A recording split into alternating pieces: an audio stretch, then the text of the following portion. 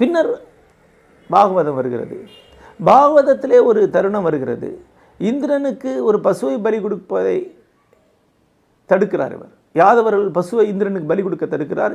இந்திரன் சினந்து யாதவர்களை தாக்கும்போது மந்தரமலையை எடுத்து குடையாக பிடித்து தங்களுடைய குலத்தை காக்கிறார்.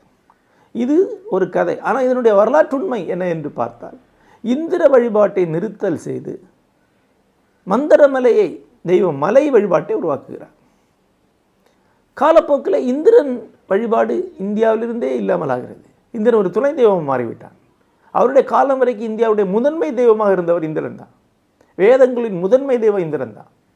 அப்போ இந்திரன் இல்லாமல் ஆகும்போது இந்திரனுடைய குணாதிசயங்கள் எல்லாமே கிருஷ்ணன் வந்து சேர்கின்றன.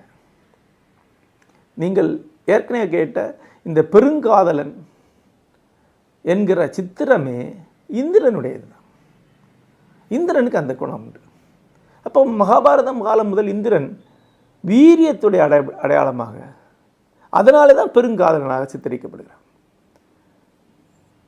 தமிழ் மரபிலேயே வேந்தன் என்ற பெயரில் இந்திரன் தான் சொல்லப்படுகிறான். இந்தியா முழுக்க இந்திரன் வீரியத்துடைய தெய்வம். இந்த தெய்வத்துக்கு பெருங்காதல் என்கிற சித்திரம் ஏன் வருது என்றால், இடி மின்னலின் தெய்வம்.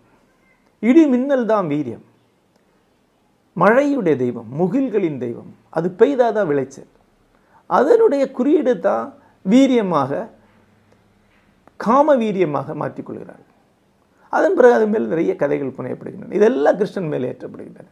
கிருஷ்ணனோட வந்து அந்த தெய்வம் இணைந்து விடுகிறது. இந்திரனுடைய பூர்வ வடிவங்கள் உலகம் முழுக்க இருக்கு. நினுர்தா என்கிற தெய்வம், மெசபடோமிய தெய்வம் இந்திரன் தான். தோர் இந்திரன் தான்.